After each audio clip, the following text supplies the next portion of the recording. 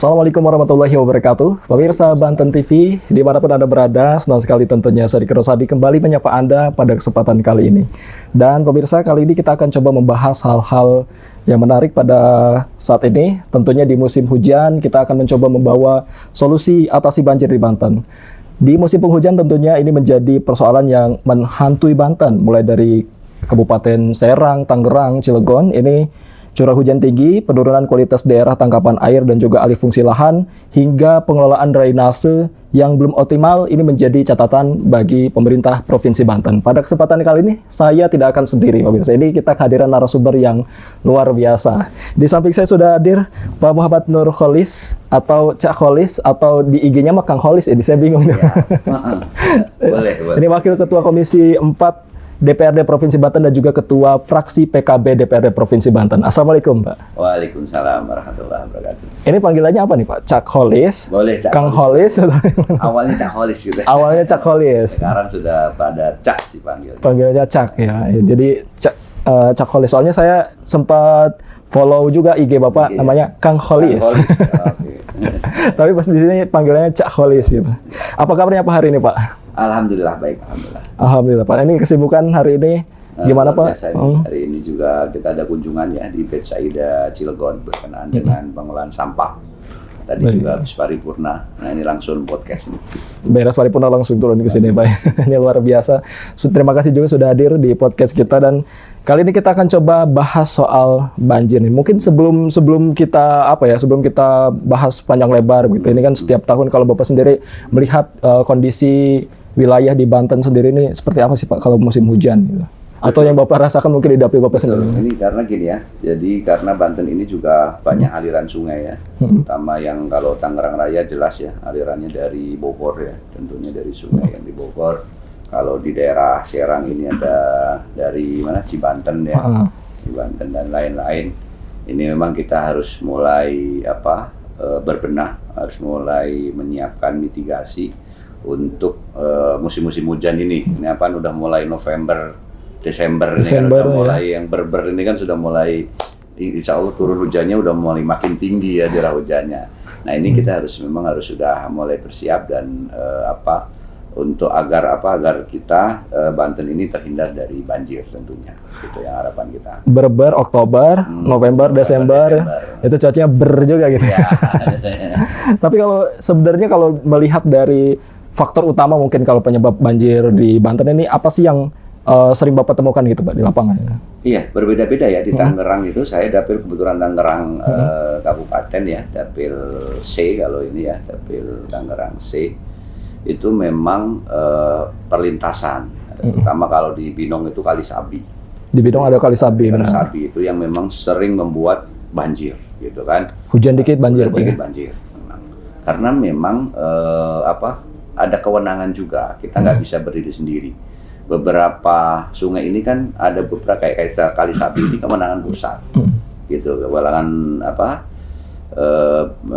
balai ya, BWS pusat gitu. Nah ini juga kita harus koordinasi terus.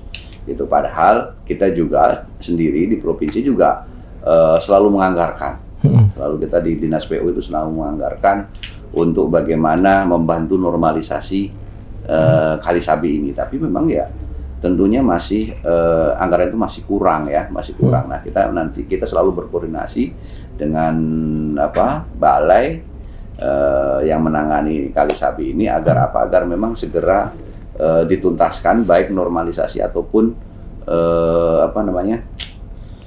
perbaikan bantaran kali Sabi itu sehingga tidak meluap ke masyarakat. Kita kan yang paling terdampak itu ya daerah Kelapa II sama daerah Curug yaitu Binong gitu yang paling terdampak. Di Binong dan juga di Kelapa II ya, akibat di kenaikan aliran sungai di Kali Sabi ya. Oke. Kalau misalkan soal ini, Pak, nanti kan salah satu DPRD sendiri mencoba mendorong terkait dengan perbaikan-perbaikan tersebut. Nah, untuk saat ini apa sih yang sedang didorong juga nih, Pak, untuk program-program dalam mengentaskan banjir ini, Pak, selain di Kali Sabi? skala perumahan kita dorong Yudit ya, untuk program-program Yudit kita sudah mulai jalan baik yang murni kemarin tahun 2025 ataupun perubahan di 2025. Yang unit-unit untuk perumahan kita dorong untuk diselesaikan, karena gini, perumahan juga di beberapa wilayah ya, di Kabupaten Tangerang, di Kota Tangerang, di Tangerang Selatan ini juga terjadi banjir. Karena apa? Karena di dalamnya juga sudah tidak ada aliran unitnya atau irigasinya sudah mulai penuh dengan tanah. Nah, ini yang kita lakukan. Sekarang ini model kita akan lakukan normalisasi bentuknya unit-unit yang akan lebih cepat dan praktis ya pengerjaannya, sehingga itu nanti akan memperlancar aliran airnya. Nah, ini juga mengurangi, tapi juga aliran besarnya juga harus kita selesaikan. Nah, kita kerjasama juga sama kabupaten, sama Kota Tangerang, sama Tangsel tentunya, karena nggak semua kewenangan ada di kita. Kayak jalan-jalan yang besarnya, unit untuk yang ke arah ke sungainya gitu, itu kan juga harus ada sebagian tanggung jawab kabupaten. Tentunya kita minta untuk kerjasama dari kabupaten juga. Tapi secara keseluruhan kita sudah mulai berbenah, kita mulai siap. Beberapa usulan dari masyarakat, baik lewat dewan ataupun lewat dinas, tentunya kita mulai selesaikan. Dan itu jumlahnya luar biasa banyak. Jumlah untuk mengatasi banjir ini untuk di wilayah drainase dan unit itu sangat luar biasa permintaannya seperti itu, atau aspirasi dari masyarakat. Berarti dari aspirasi masyarakat ini minta unit diperbaiki dan sebagainya. Betul. Ini jadi pertanyaan juga, kalau bicara soal pengendalian banjir, tentu tadi disebutkan bahwa salah satunya adalah dengan merehabilitasi ataupun memperbaiki drainase ataupun sungai-sungai, revitalisasi sungai. Nah, ini sejauh ini dari DPRD sendiri Pak dalam pengawasan begitu, ini dalam revitalisasi dan perbaikan ini seperti apa begitu? Iya, kita selalu evaluasi beberapa, misalnya gini, misalnya ada contoh perumahan A gitu misalnya, kita sudah dibangun, kita akan pantau apakah efektif atau tidak, gitu. Kalau tidak efektif, kalau misalnya masih ternyata drainasenya udah dibenerin, tapi masih terjadi banjir, kita evaluasi, berarti ada yang salah. Jangan-jangan memang bukan di perumahannya, tapi di luar perumahan, ya kan? Apalagi di Kabupaten Tangerang itu rata-rata perumahan dekat dengan pabrik ya kan gitu, dekat dengan macam-macam lah ya. Yang ini yang harus kita selesaikan, koordinasi sama pabrik, karena gorong-gorongnya ternyata masuk di bawah lingkungan pabrik. Ini sering terjadi dan itu problemnya sering terjadi di situ, seperti itu. Nah, kita coba selesaikan akar permasalahan satu persatu. Selama ini kalau kita sudah benahin baik dari drainase yang di dalam, drainase yang di dalam, sama yang drainase besar untuk pembuangannya sih, alhamdulillah lancar gitu, nggak ada lagi banjir di perumahan itu. Memang yang terbanyak ya di dapil saya terutama itu permasalahan banjir yang di perumahan-perumahan, banjir yang terjadi di perumahan-perumahan gitu. Kalau banjir yang terjadi di jalan kabupaten, jalan provinsi, hampir titiknya tidak terlalu banyak. Yang paling banyak adalah di banjir yang ada di perumahan-perumahan. Berarti untuk saat ini yang ditemukan kebanyakan justru dari perumahan-perumahan yang tergenang banjir. Ini kalau sejauh ini Pak, pemetaan sendiri ini kan Bapak di Depil Tangerang juga nih. Nah, ini bagaimana Pak sejauh ini pemetaan yang dilakukan? Kalau tadi perumahan-perumahan atau di wilayah kewenangan provinsi lah begitu. Betul. Nah, kita ada beberapa konsep, misalnya memang kayak di Kalisapi itu kita kemarin berdiskusi dan berkunjungan sama Bupati Pak Maisal Kabupaten Tangerang itu, kita menyepakati kemarin untuk tahun 2026 misalnya kita bangun tandon. Ada embung ya, kalau bahasa ini embung atau tandon ya. Itu di Binong itu dari tanahnya dari Pemda Kabupaten kita bangun, kita anggarkan kalau nggak salah 19 miliar untuk 2026. Nah, ini salah satu cara kita bagaimana kita bisa antisipasi minimal mengurangi debit air gitu, karena memang kalau sudah mulai November Desember itu biasanya air itu nggak tertahan lagi gitu, akhirnya masuk ke perumahan-perumahan yang ada di Binong. Nah, kita akhirnya kemarin karena ada Pemda punya tanah ya, dan kita siap untuk membangun tandonnya. Itu untuk penampungan air, sehingga itu mengurangi mengurangi banjir yang ada di wilayah Kabupaten Tangerang tentunya. Ini salah satu contoh aja. Salah satu contoh yang kita lakukan. Berarti salah satu solusi yang diberikan adalah membuat tandon ataupun tempat penampungan air agar setidaknya bisa meresap di situ dulu begitu, tidak langsung turun ya. Program kita gitu, salah satu program. Baik, kalau bicara soal komitmen nih Pak, ini mungkin pemirsa Banten TV juga penasaran, komitmen apa sih yang dilakukan oleh DPRD Banten agar masyarakat juga tahu nih kalau DPRD ini sedang bekerja mencari solusi terkait dengan banjir ini, Pak. Kalau kita, insya Allah Pak, semua usulan, insya Allah semua usulan ini Bang, insya Allah semua usulan masyarakat ya, yang berkenaan, yang bersentuhan dengan masyarakat dan kepentingan masyarakat. Misalnya seperti contoh banjir, insya Allah kita akan selesaikan secara tuntas. Berapapun itu nilainya, berapapun itu uang yang harus kita alokasikan untuk penanganannya. Tapi memang harus sesuai prioritas. Kita nggak bisa semuanya harus selesai dalam 1 tahun kan, nggak bisa. Itu namanya bim salah bim kan, nggak bisa. Tentunya sesuai dengan anggaran yang kita punya, ya kita akan prioritaskan mana yang memang harus kita selesaikan karena sudah meresahkan masyarakat atau berdampak buruk terhadap masyarakat. Itu tentunya komitmen kita. Jadi kalau saya terutama di Komisi 4, Wakil Ketua Komisi 4 bagian infrastruktur dan juga ada di badan anggaran, tentunya akan mencoba mengalokasikan ya kan yang terbaik, anggaran yang terbaik untuk menyelesaikan permasalahan-permasalahan yang di masyarakat, terutama tentang masalah banjir ini. Baik, ini cukup menarik. Jadi ya harus sesuai dengan proses. Oke, pertanyaan selanjutnya mungkin yang ingin saya tanyakan Pak. Ini tadi sempat mendengar juga ada kolaborasi dengan Pemda dari Kabupaten Tangerang membuat tandon. Nah, sejauh ini kolaborasi dengan pihak-pihak terkait untuk mengentaskan ini seperti apa sih Pak? Nah betul, ini kayak contoh kasus yang kemarin di Curug Pak. Curug kan itu pernah banjir di tol itu. Nah di tol kan pernah banjir kan. Nah ternyata itu ada berhubungan dengan pengembang yang sekarang ada keluaran tol yang ke Bitung itu, kalau abang tahu itu. Nah kita juga akan mengajak diskusi stakeholder yang lain, baik swasta dan terutama masyarakat. Kita juga akan menjadikan masyarakat bukan sebagai objek tapi juga subjek untuk menyelesaikan permasalahan banjir ini.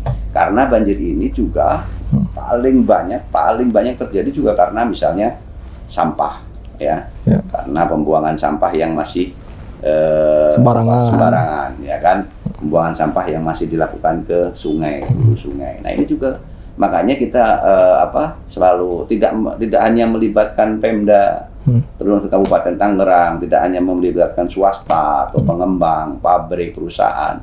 Kita juga harus menjadikan masyarakat, harus mengajak masyarakat untuk berkolaborasi untuk bukan sebagai objek tapi subjek untuk mengatasi masalah banjir ini. Nah, kata kolaborasi yang terpenting karena kalau kita sendiri Pemda provinsi tentunya nggak mampu untuk menyelesaikan permasalahan yang begitu banyak ya. Karena permasalahan banjir ini spotnya sangat banyak, Bang. Jadi nggak cuma di satu perumahan di satu titik gitu. Kalau kayak di Tangerang apalagi kan gitu. Nanti apalagi kota Tangerang ya. Kota Tangerang. Makin banyak lagi itu komplikasinya. Kabupaten Tangerang, saya hanya ngomong Kabupaten Tangerang karena kebetulan dengan Dapil ya. Itu seperti itu kita ajak kolaborasi semua stakeholder agar permasalahan banjir ini benar-benar bisa teratasi dan tepat sasaran, ini yang penting. Nah ini bicara soal kolaborasi dengan masyarakat nih, ini tentunya kita tidak hanya bisa mengandalkan pemerintah saja. Nah ini karena juga perlu kesadaran dari masyarakat.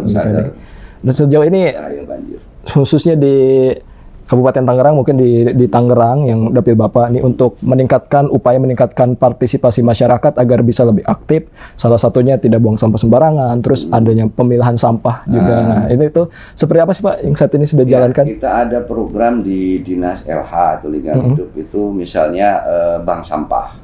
Nah, kita ajak kita lagi dorong ini kampanye 1 RW 1 bank sampah. Gitu.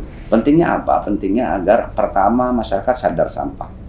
Kedua, kita mengurangi beban Pemda tentunya untuk pengangkutan sampah tersebut ya. Karena saya kemarin saya tanya di Kabupaten Tangerang itu hanya terangkut itu sampah masih 60%, bayangin. Artinya 40% masih belum terangkut gitu kan. Angka yang cukup besar nih, 40%. Besar. Nah ini yang bisa jadi gara-gara itu jangan-jangan banjir itu kan gitu. Nah kita minta partisipasi masyarakat, kita akan kolaborasi dengan masyarakat, mereka kita akan jadikan subjek sebagai orang yang juga ikut bertanggung jawab terhadap antisipasi banjir ini, permasalahan banjir ini, salah satunya dengan bank sampah itu gitu. Kita kasih fasilitasi setiap RW ketika mereka mampu untuk membuktikan bahwa bank sampah ini benar berjalan, kita kasih alat-alatnya, misalnya bentor, kita kasih bentornya kita kasih untuk timbangannya, nanti timbangannya nanti kita kasih gitu. Nah, dan kedua, yang ketiga ada nilai ekonomi. Betul. Tentunya kalau bank sampah ini kita yang terjadi, kalau memang bank sampah itu benar pengelolaannya, lumayan itu, bisa yang sampah jadi emas, ya kan, sampah jadi umroh, bisa gitu, karena mereka itu rata-rata per bulan misalnya ada yang kasnya 1 juta, ada yang per bulan dapat 1 juta lewat bank sampah itu. Bank sampah itu tergantung banyaknya mereka, misalnya kan, yang misalnya mereka banyak belanja kan, atau banyak belanja apa kan, ada dus ini, ada apa, atau yang mau sudah nggak dipakai, ada kulkas yang nggak kepake, atau apa yang sudah rusak gitu kan, itu kan bisa dijadikan uang gitu, bentuknya uang, daripada dibuang saja kan bisa dikilokan kan gitu. Nah ini bisa menjadi, ini bisa 1 tahun bisa nanti dapat berapa gram, kalau yang model emas ya kan, 1 tahun bisa 2 gram 3 gram kan lumayan. Itu selama ini kan tidak ada pemasukan gitu kan, kata ibu-ibu sih, kalau yang ngelola ibu-ibu itu luar biasa, bisa dahsyat itu menjadi tambahan ekonomi gitu. Karena telaten juga ya ibu-ibu ya. Karena telaten dan yang jelas di rumah. Di rumah. Ya kan, kalau ibu kan rata-rata ngerti betul rumah tangga di rumah gitu, paham betul gitu kan. Kalau ibu uang 5.000 juga berguna gitu kira-kira. Kalau ditabung 5.000 per hari, ditabung 1 bulan udah lumayan kan gitu, tentunya gitu. Seperti itu. Baik, berarti ini kolaborasi meningkatkan kesadaran masyarakat salah satunya itu. Kalau misalkan emang masyarakat kita sih kalau melihat cuan sih langsung hijau Pak. Nah itu ya, kita dorong itu dulu, biar menarik mereka tertarik dengan tentang bank sampah ini adalah menghasilkan uang, tentunya mereka akan senang. Ya, karena masih berdaya guna juga kalau misalkan sampah-sampah ini dipilih. Nah, ini menarik juga. Kalau misalkan tadi bicara soal masyarakatnya nih Pak, kita bicara ke dinasnya mungkin ini Pak. Ini sejauh ini seperti apa Pak? Salah satunya mungkin di dinas tata ruang dalam penguatan sistem drainase begitu. Ini yang menjadi pertanyaan Pak. Kalau di kita memang dinasnya dinas Perkim ya untuk masalah drainase ini. Ini tadi ada di perumahan dan permukiman. Selalu memberikan inovasi baru gitu ya, memberikan gambaran baru. Kita dulu kan masalah model aja ya, model drainase. Sekarang itu semuanya modelnya Judit yang lebih simpel ya kan, pengerjaannya lebih simpel, lebih cepat gitu kan. Kalau dulu kan TPT kayak di alat batu di ini kan, itu kan lebih lama ya pengerjaannya. Nah saya kira memang dinas Perkim juga harus memetakan gitu mana daerah-daerah yang memang tapi gini, skala Perkim itu untuk drainase itu skala rumahan, skala perumahan ya PSU-nya. Nanti kalau yang skala besarnya di PU beda lagi gitu. Skala besarnya di PU, untuk skala yang lebih kecilnya perumahannya itu di Perkim. Itu di Perkim gitu. Jadi itu berbeda dinas gitu. Ini saya pengen tanya juga nih, kan kemarin sempat ada reses juga. Bagaimana Komisi 4 menanggapi keluhan-keluhan warga terkait dengan drainase yang sering terbengkalai? Nah ini kalau misalkan tadi kan rehabilitasi ini yang terbengkalai ini, ada aduan-aduan nggak Pak soal itu Pak? Terbengkalai itu dalam arti apa ya? Saya tidak pernah melihat bahwa ada terbengkalai gitu.